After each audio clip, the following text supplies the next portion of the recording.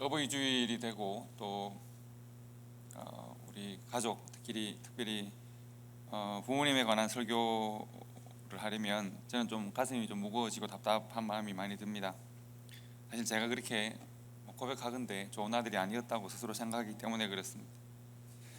아들 셋 중에서 목회자가 된다고 하는 저를 아버님께서 좀 많이 아끼신 것은 사실이고 또 때로는 자랑스러워하기도 하셨는데, 근데 제게는 아버지에 대한 벽이 있었습니다.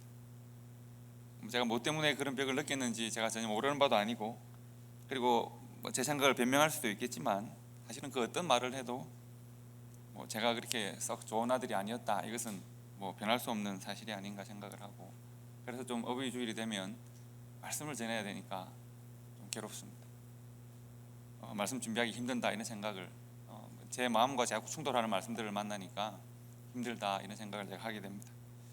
지금도 제가 아버지 하면 기억나는 여러 가지 일들이 있고 좋은 기억들이 많이 있습니다만, 그런 아버지 하면 기억나는 일 중에서 제가 잘못한 일들이 있죠. 한 번은 제가 대학을 한 2, 3학년, 3, 4학년 된 것 같은데요, 교회 일로 아버지께 다른 성도들이 보는 앞에서 크게 한번 항의한 적이 있습니다. 비 오는 날에 먼지가 나도록 맞아도 싸, 이런 말을 하잖아요. 제 모습이 그랬습니다. 사실 그때 제 생각은 너무 정의롭고 너무 정당했는데, 제가 대학생이 되면서부터 중고등부 교사를,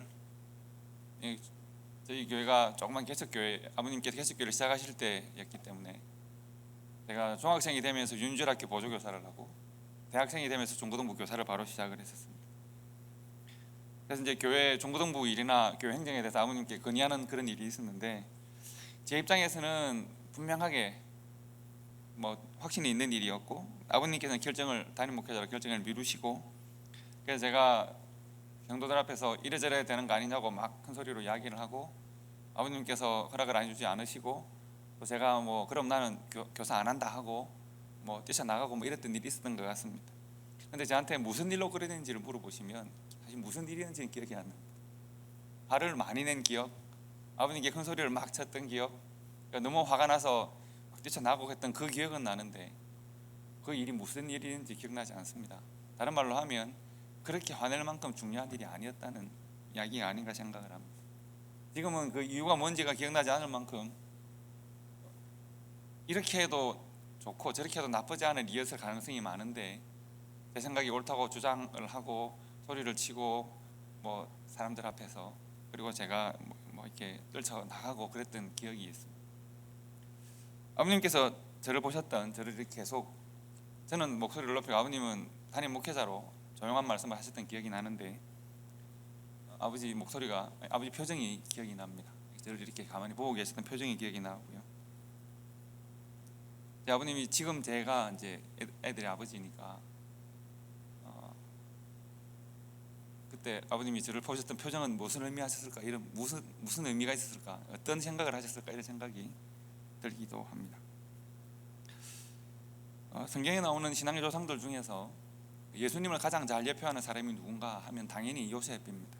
요셉은 그 삶에서나 고난의 여정에서나 또 헌신하는 여러 가지 장면에서 예수 그리스도의 그림자다라고 말을 할 수도 있겠습니다.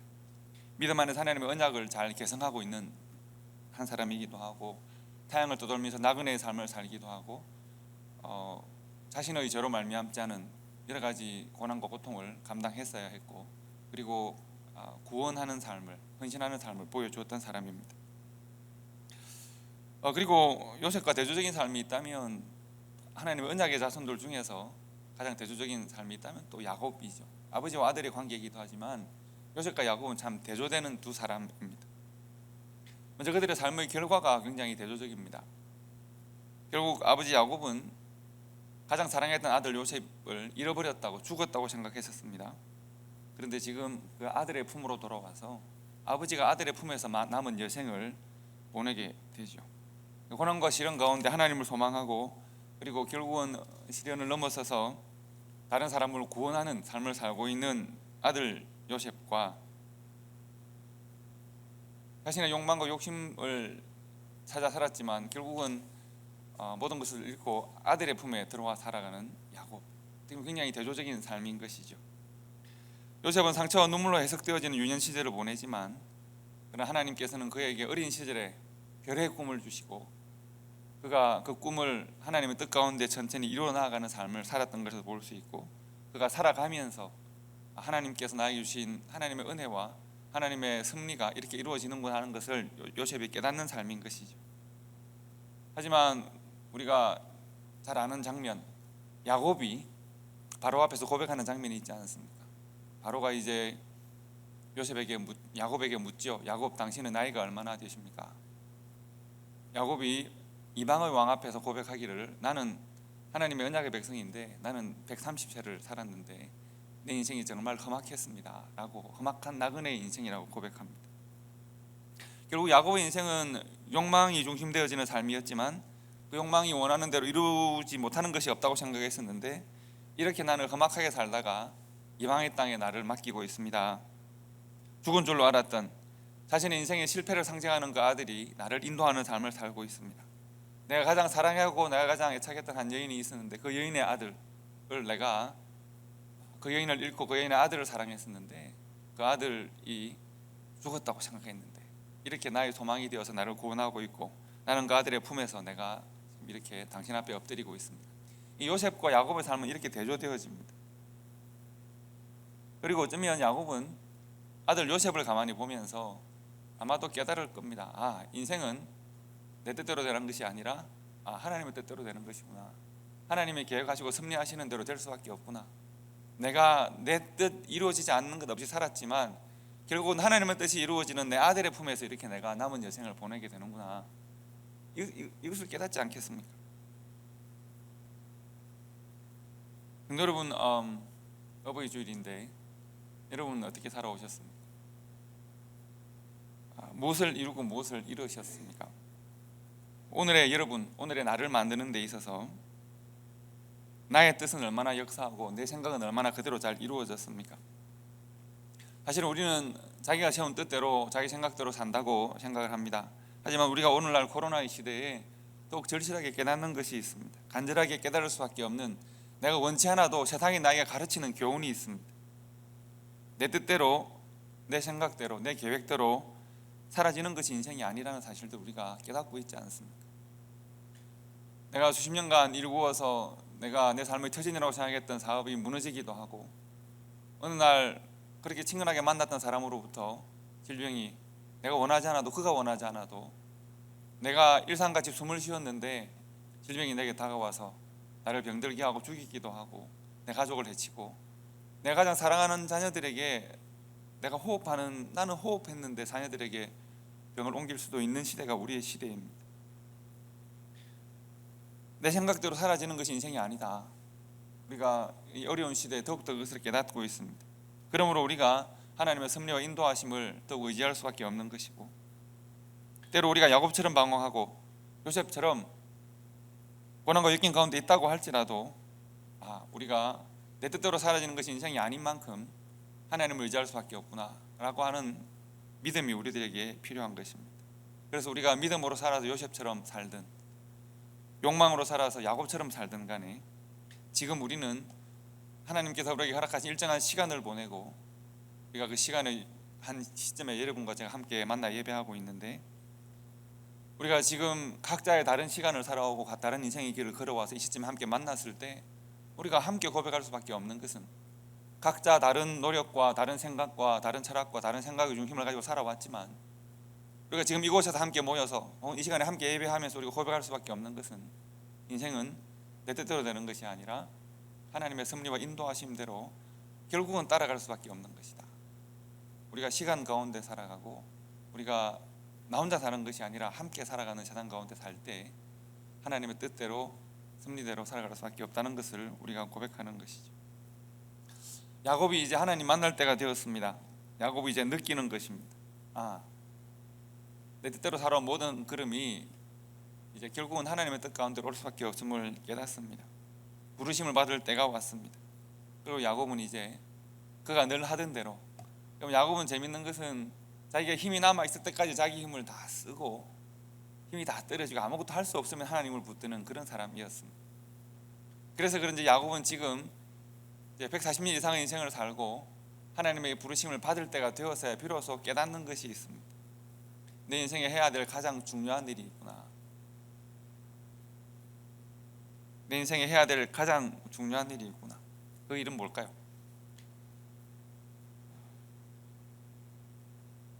우리가 아무리 부모 되고 한 성도로 살아가면서 아무리 우리가 스스로 생각해도 참 힘든 삶을 살았고 또 참 내가 지혜롭지 못했다, 내가 좀 못났다, 내가 비루한 삶을 살았다 라고 할지라도 내가 부모가 되고 내게 복음이 있고 내가 부모 되었을 때 내가 세상의 그 어떤 것을 내가 자녀에게 해줄 수 없지만 내가 해야 될 가장 중요한 두 가지가 있습니다.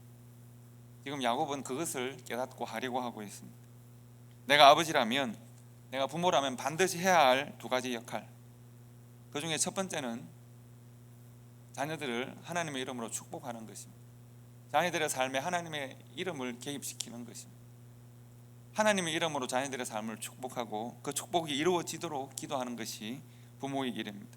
야곱이 비록 욕망의 사람이고 흔들리고 그런 삶을 살았다고 하더라도 그러나 그가 알고 있는 것이 하나 있는데 하나님의 이름으로 축복하는 것이 얼마나 큰 일인가 하는 것은 그가 알고 있습니다. 그는 그 복을 받으려고 아버지를 속이고 어머니를 떠났고 형을 속였던 적이 있습니다. 그가 자신의 아버지로부터 배웠던 가장 중요한 일, 하나님의 이름으로 축복하는 것이 얼마나 소중한가.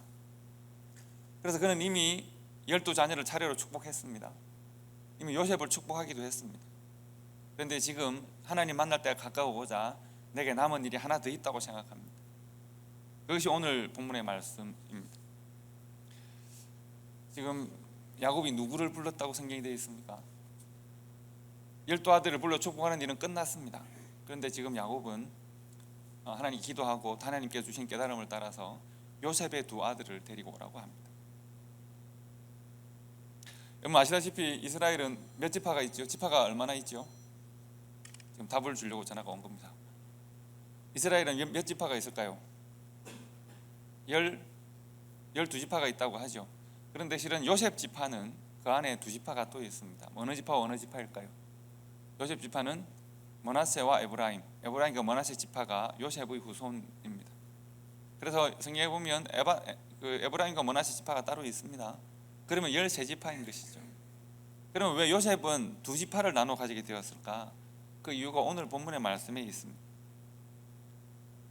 야곱의 12아들이 각 지파의 조상이 되는데 요셉 지파는 두 지파의 직분을 나누어 받아서 이제 에브라임과 므낫세가 야곱의 아들의 반열에 올라서게 됩니다. 그리고 야곱은 아들에게 말을 하기를 셋째 아들부터 너의 아들의 직분을 잇도록 하라. 너는 너의 셋째 아들부터 너의 복으로 축복하라. 나는 이 두 아들을 로벤과 레위의 반열에 올려서 내가 이들을 축복하겠다. 그러니까 야곱의 삶의 은혜를 인정하는 것이라고 볼 수 있습니다. 그래서 지금 내가 축복하겠다. 그래서 이스라엘은 12지파이지만 혹은 13지파로 말할 수 있는 그런 지파가 됩니다. 하나님의 거룩하신 뜻을 깨닫고 야곱이 지금 다른 언약의 조상들과는 구별되어지는 또 하나의 일을 지금 하려고 하는 것입니다. 여기서 우리가 말씀드린 대로 아버지 되었다면 해야 될 가장 중요한 일 하나를 야곱이 한다고 했습니다. 그 일은 하나님의 이름으로 축복하는 일입니다. 하나님 이름으로 자녀들의 삶을 축복하는 일인데 그것은 이제 야곱이 이미 했었고 지금 또 하려고 하는데 바로 이 장면에서 우리는 또 하나 그런데 깨닫는 것이 하나 더 있습니다. 해야 될 중요한 일이 하나 더 있음을 말하고 있습니다. 그 일이 지금 에브라임과 므낫세를 축복하는 장면에서 나옵니다. 므낫세는 장남입니다. 에브라임은 차남입니다. 요셉이 애굽에서 애굽의 여인을 취하여 얻은 두 아들입니다. 그리고 다른 아들들이 물론 있습니다. 그리고 당연히 므낫세가 장남이기 때문에 장자의 축복을, 에브라임이 차자이기 때문에 차자의 축복을 얻어야 합니다. 그래서 이 아이들을 내가 축복하겠다. 이 아이들을 내가 로벤과 레위의 반열에 올려서 나의 아들로 축복하는 일을 하겠다라고 했을 때 당연히 요셉으로서는 감사한 일이기 때문에 두 아들을 데리고 나왔습니다. 그리고 자신의 오른쪽, 다른 말로 하면 마주보고 있는 야곱의 왼쪽에는 차남을, 에브라임을, 자신의 왼쪽 야곱의 오른쪽인 므낫세는 오른쪽 손에는 므낫세를 세워서 앞으로 내보내죠. 성경에 보면 어떻게 했다고 했습니까? 당연히 이렇게 하는 것이 옳을 줄로 알았는데 요셉이 손을 어긋맞게 해서 축복했다는 기록이 있습니다. 야곱이 축복합니다. 그가 요셉을 위하여 축복하여 이르되 내 조부 아브라함과 아버지 이삭이 섬기던 하나님, 나의 출생으로부터 지금까지 나를 기르시던 하나님, 나의 모든 환난에서 건지신 여호와의 사자께서 이 아이들에게 복을 주시며 이들로 내 이름과 내 조상 아브라함과 이삭의 이름으로 칭하게 하시오며 이들이 세상에서 번식되게 하시기를 원하나이다. 아버지 되어서 아들에게 줄 수 있는 가장 큰 복을 빌고 있습니다. 가장 큰 복의 기도를 빌고 있습니다. 그런데 이 아름다운 기도에 대하여 요셉이 반발하는 것이죠. 성경에 보면 요셉이 참 좋은 아들이어서 단 한 번도 아버지에 대하여 거절하거나 아버지와 다툰 일이 없지 않습니까? 그런데 이 축복에 대해 요셉이 반발합니다. 왜 반발했을까? 성경이 기록하고 있습니다. 요셉이 아버지의 무릎 사이에서 두 아들을 물러나게 하고 땅에 엎드려 절하고 오른손으로는 에브라임을 이스라엘의 왼손을 향하게 하고 왼손으로는 므낫세를 이스라엘의 오른손을 향하게 하여 이끌어 그에게 가까이 나아가매 이스라엘이 즉 야곱이 오른손을 펴서 차남 에브라임의 머리에 얹고 왼손을 펴서 므낫세의 머리에 얹으니 므낫세는 장자라도 팔을 바꾸어 얹었더라. 이것이 지금 상황입니다. 왜 그랬을까? 야곱이 그것을 설명해 주지 않습니다. 다만 그렇게 기도하고 축복을 했습니다. 당연히 당시 전통에 의하면 오른손은 장자의 머리에 왼손은 차자를 축복해야 하는데 그래서 요셉이 그런 질서를 알고 있기 때문에 그렇게 축복의 기도를 받고자 했었는데 팔을 어긋맞게 축복했다는 것이죠. 요셉이 처음으로 아버지에게 항의합니다. 반발합니다. 아버지, 이건 잘못된 일입니다. 아버지가 지금 혹 연세가 많으셔서 혹 분간하지 못하셔서 손주들을 잘못 보셨나요? 이 녀석이 큰 녀석, 이 녀석이 작은 녀석입니다. 왜 이렇게 손을 어긋맞게 하셨습니까? 라고 지금 항의하는 장면이 오늘 우리가 읽은 본문의 장면입니다. 그 장면을 성경은 이렇게 묘사합니다. 읽으면 이렇습니다. 그의 아버지에게 이르되 아버지여 그리 마옵소서. 이는 장자이니 오른손을 그의 머리에 얹어소서 하였으나 그의 아버지가 허락하지 아니하며 이르되 그의 아버지 야곱이 허락하지 아니하여 이르되 나도 안다 내 아들아 나도 안다. 그도 한 족속이 되며 그도 크게 되려니와 그의 아우가 그보다 큰 자가 되고 그의 자손이 여러 민족을 이루리라 하고 그날에 그들에게 축복하여 이르되 이스라엘인으로 말미암아 축복하기를 하나님이 내게 에브라임 같고 므낫세 같게 하리라 하며 에브라임을 므낫세보다 앞세웠더라. 왜 그렇게 했는지를 할 수밖에 없는지를 왜 그것이 옳은지를 야곱조차도 모를 수 있습니다.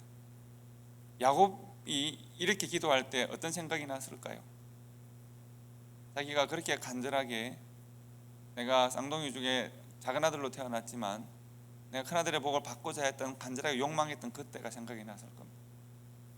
내가 그렇게 하지 않았어도 하나님은 이미 내 태중에 있을 때 나를 큰 자로 삼으셨는데 작은 자를 큰 자보다 높이시겠다고 말씀하시는 하나님의 뜻이 있었는데 내가 하나님의 뜻을 기다리지 못하고 내가 내 욕망으로 내 삶을 얻고자 했던 때를 아마도 기억했을 겁니다. 그리고 아버지 이삭이 태중에 있을 때 하나님으로부터 받았던 계시를 인정하거나 깨닫거나 순종하지 않고 에서를 축복하려 했을 때 생겼던 여러 가지 일들도 기억했을 겁니다.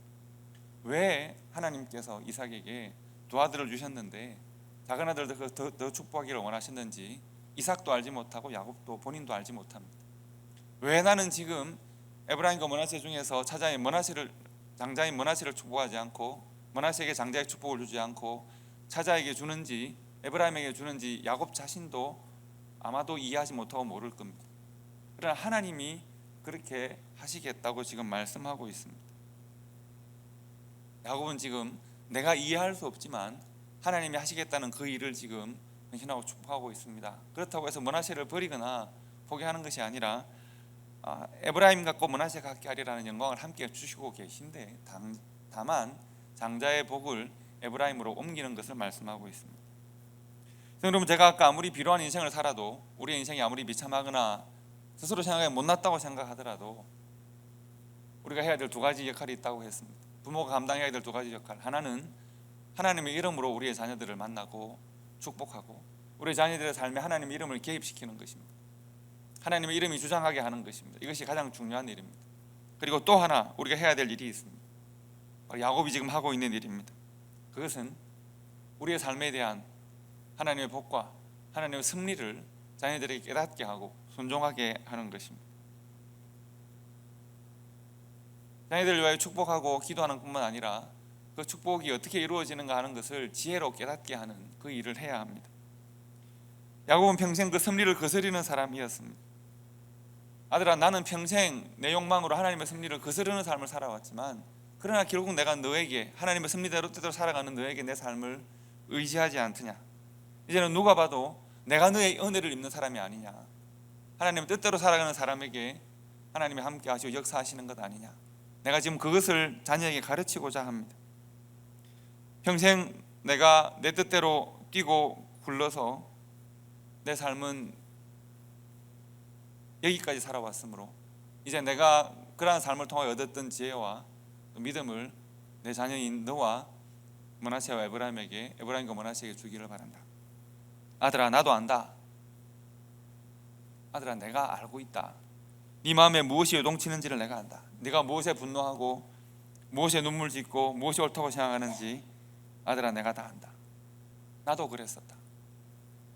세상 만사가 내 뜻대로 되어야 한다고 생각했었고 내 욕망은 정당하다고 생각했었고 나를 가로막는 모든 것들은 온몸으로 부딪히고 하나님이 내 편이 되어야 한다고, 하나님이 내 생각에 동의해야 한다고 내가 주장했었다. 응답하지 않는 하나님을 원망하고 부르짖고 내 뜻대로 이루어 달라고 내가 발버둥 쳤었다. 아들아, 내가 안다. 내가 많은 것을 잃어왔고 내가 많은 것을 얻어왔었다. 고향을 잃었고 부모를 잃었고 아내를 잃었고 사랑하는 아들도 잃었고 욕망하는 모든 것을 얻었고 은혜로 허락된 모든 것을 내가 잃었던 삶을 살아왔다. 그래서 아들아, 지금 내가 이제서야 알겠다. 살아보니 알겠고 눈물 흘려보니 내가 더 잘 알겠다. 나는 원래 날 때부터 작은 사람이었고 은혜 아니면 알 수 없는, 은혜 아니면 살 수 없는 참 못난 사람이었는데 내 아버지의 축복이 나를 비켜갈까, 나는 그 축복을 받지 못할까 두려워하고 분노하고 연약했기 때문에 비겁했고 가진 것 없었기 때문에 욕망했었다. 아들아, 내가 내 험악한 인생의 끝에서 잃어버렸던 너에게서 은혜를 입고 이제야 내가 알겠다. 내가 알기 때문에 하나님의 뜻에 순종해서 내 생각과 다르게 하나님이 이렇게 하시고자 할 때 내가 이렇게 너의 두 아들을 축복한다. 인생은 하나님의 뜻 가운데 있을 때 가장 아름답고 하나님께 순종할 때 가장 선하다. 세월의 강물 위에 이 두 아들을 하나님의 뜻 가운데 내가 뛰어보내면서 내가 이렇게 너의 두 아들을 축복한다. 아들아, 내가 알겠다. 요셉이 아버지 이것은 잘못되었고 아버지 이것이 옳고 아버지 혹시라고 말을 할 때 내가 다 안다 라고 말하는 야곱의 음성이 의미하는 바를 우리가 깊이 깨달을 수 있으면 좋겠습니다. 야곱은 본인이 해야 될 가장 중요한 두 번째 일을 지금 아들과 아들의 자손들에 대하여 하고 있습니다. 하나님의 뜻은 이렇게 우리들에게 임하는 것입니다. 저는 야곱이 지금 축복하는 이 장면이 야곱의 인생에서 가장 의미 있고 중요한 장면이라고 생각합니다. 그가 온전히 언약의 계보를 잇는 족장으로서의 역할을 다하고 있는 그 귀한 장면입니다. 아들에게 하나님의 뜻은 이렇게 이루어지는 것이다. 우리가 이해하고 우리가 인정하기 때문에 이루어지는 것이 아니라 우리의 이해와 우리의 생각을 넘어서서 하나님의 뜻은 이루어지고 있고 우리는 그 뜻에 순종할 때 가장 아름다운 삶을 산다. 이렇게 지금 설명하고 있는 것입니다. 사랑하는 성도 여러분, 우리가 모두가 다 아비 되고 어미 되었습니다. 성경에서 가장 예수님의 삶과 근접한 삶을 살았다고 하는 요셉조차도 비로소 깨닫지 못했던, 그래서 비로소 아버지의 가르침 앞에 지금 듣고 있는 이 귀한 지혜를 우리가 오늘 야곱에게서 배웁니다. 부모의 역할, 아무리 세상이 힘들고 아무리 우리가 어려운 삶을 살아도 때로는 나 자신이 원망스럽고 못난 삶을 살아도 우리가 이 사명을 잊지 말아야 하겠습니다. 세상이 줄 수 있는 그 어떤 것보다 이것을 가르치는 것이 가장 아름답고 귀하기 때문에 이것을 다하면 부모의 사명을 다한 것이고 세상에 그 많은 것을 주어도 이것을 하지 못하면 부모로서 역할을 못한 것입니다. 그것은 무엇입니까? 하나님의 이름으로 자녀들을 축복하는 것이고, 하나님의 뜻이 내 삶에 어떻게 임하고 내 삶을 어떻게 인도했던가 하는 것을 자녀들에게 가르치는 바로 그 두 가지 사명, 그것이 교회가 해야 하고 우리 예수 믿는 가정이 해야 될 가장 중요한 일입니다. 야곱에게 허락하시고 야곱과 요셉의 관계를 통해 보여주신 이 귀한 지혜와 이 귀한 믿음을 우리가 삶으로 실천하고 가정에서 실천하고 또 교회가 서로 나눌 수 있는 우리 초대교회 될 수 있기를, 각 가정 될 수 있기를 주님의 이름으로 축복합니다. 기도하겠습니다.